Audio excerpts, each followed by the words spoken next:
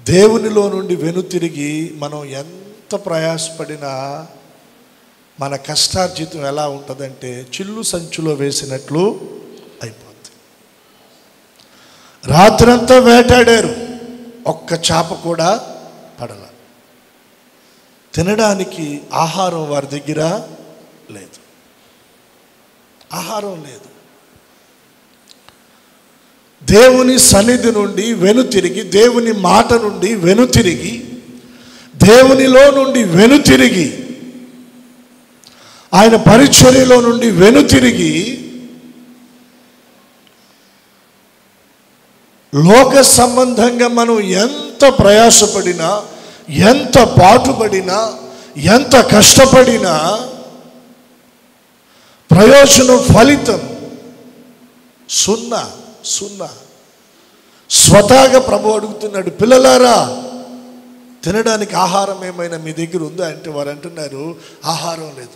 మరి 11 మంది కష్టపడ్డారుగా, రాత్రంతా వేటాడారుగా, వలలు విసిరారుగా, సముద్రమంతా సంచరించారు కదా, కడుపు నింపుకోవడానికి కూడా 2 చేపలు పడలేదా? లేదనే సమాధానం. గమనించాలి.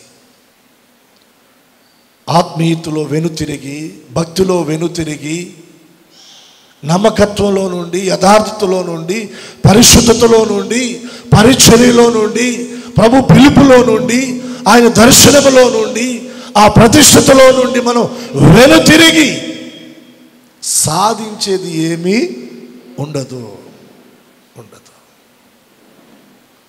దేవుని పిలుపు పట్టుకో, దేవుడిచ్చిన దర్శనాన్ని పట్టుకో, భక్తిని కలిగి, పరిశుద్ధతను కలిగి, నమ్మకత్వాన్ని కలిగి, యథార్థతను కలిగి, పరిస్థితులు ప్రతికూలంగా ఉన్న ఓపిక అడుగులు వేయి.